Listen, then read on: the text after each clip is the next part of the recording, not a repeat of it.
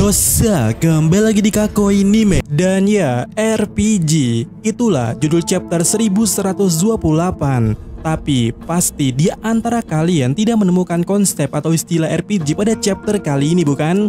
Atau mungkin kalian sudah menemukannya. Tetapi bagi yang tidak menemukannya, ini dia RPG yang ada pada chapter kali ini, chapter 1128.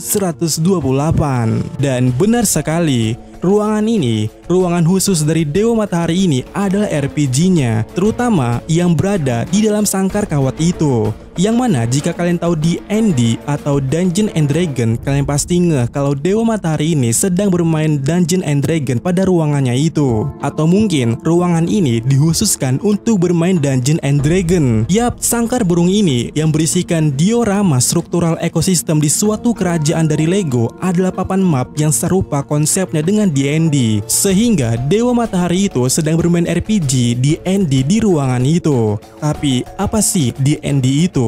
Nah, D&D atau Dungeon and Dragon adalah permainan role-playing RPG meja yang sangat terkenal dan sudah dibuat sejak tahun 1974. Lalu, D&D adalah permainan di mana pemainnya atau playernya menciptakan karakter fiksi yang menjadi bagian dari cerita yang dimainkan dalam suatu dunia fantasi yang penuh dengan petualangan, monster, sihir, dan misteri lainnya serta role yang berlaku pula. Yap, benar sekali.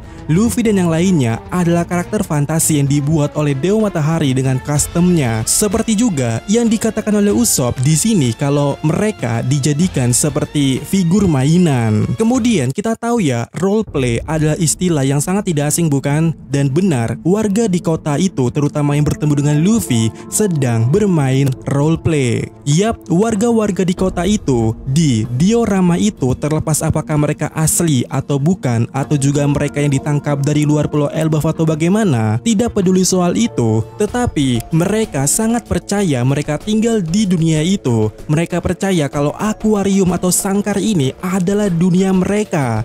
Yap, mereka benar-benar berperan kalau mereka warga asli di sana. Mereka sedang roleplay atau bermain roleplay. Bahkan mereka ya sampai mengatakan kalau dunianya akan hancur karena retakan kaca yang dibuat oleh Luffy. Artinya, kasus yang kita dapatkan antara warga kota dan juga Mugiwara Ichimi ada di bagian roleplaynya. Yap, Mugiwara Ichimi belum terkena roleplay atau belum bermain peran di dunia itu. Sehingga ini dia yang saya takutkan di next chapternya, kalau Dewa Matahari itu akan mengaktifkan roleplay ke Mugiwara Ichimi. Dan sialnya saya menemukan artikel bahwa ada dewa di Nordik yang secara kasarnya bisa memberikan roleplay dalam tanda kutip ya kepada seseorang, yaitu Utgarda Loki. Di mana Utgarda Loki adalah seorang raksasa atau Jotun dalam mitologi Nordik yang dikenal sebagai salah satu makhluk paling cerdik dan kuat dari dunia Jotunheim, tempat para raksasa tinggal. Namanya berarti Loki dari Utgard, di mana Utgard adalah suatu benteng besar yang menjadi wilayah para raksasa tersebut. Tunggu, jika kalian pikir Utgarda Loki sama dengan Loki, itu salah ya. Nama mereka memang sama, tapi mereka dua insan yang berbeda.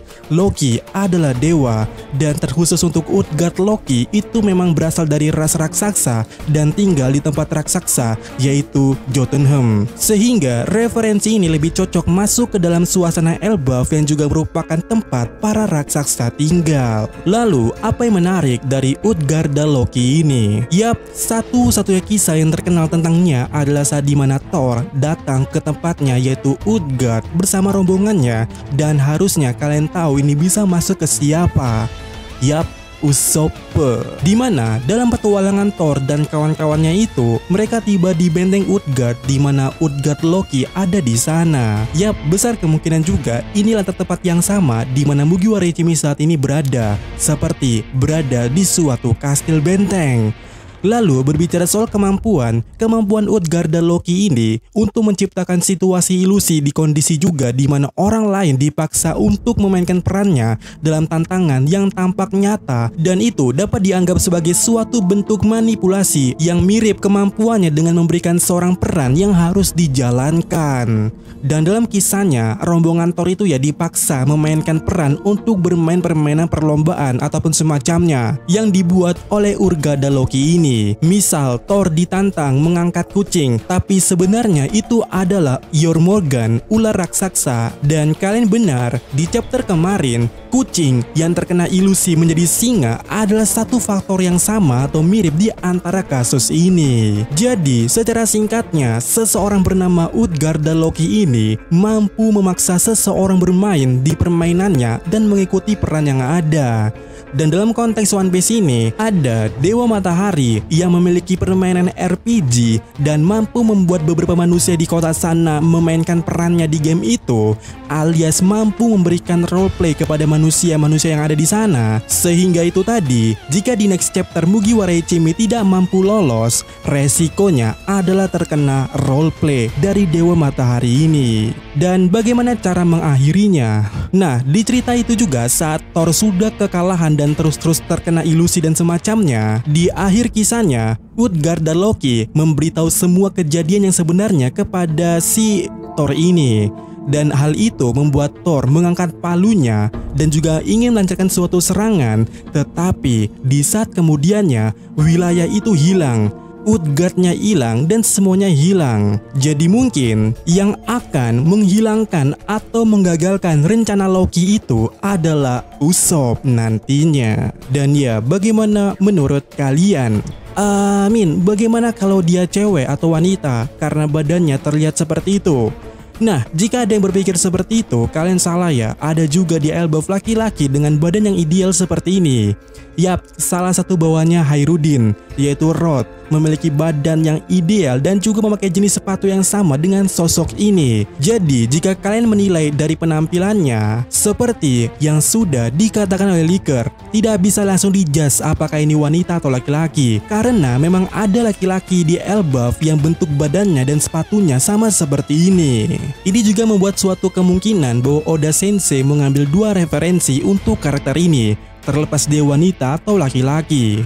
Pertama, dari Utgard Loki yang diambil dari tinggal di suatu kastil atau benteng Utgard dan juga memiliki kemampuan manipulasi roleplay. Dan satu lagi dari Dewi Freya yang memiliki sihir Seir, di mana ya sihir Seir dikenal sangat overpower dan Dewi Freya adalah salah satu yang paling menguasainya. Dan kemampuan yang dimiliki oleh sihir tersebut seperti ini. Pertama, meramal dan melihat masa depan. Kemudian mengirim kutukan dan penyembuhan. Lalu mengendalikan pikiran dan juga perasaan. Dan juga mengubah nasib dan juga memanipulasi keberuntungan.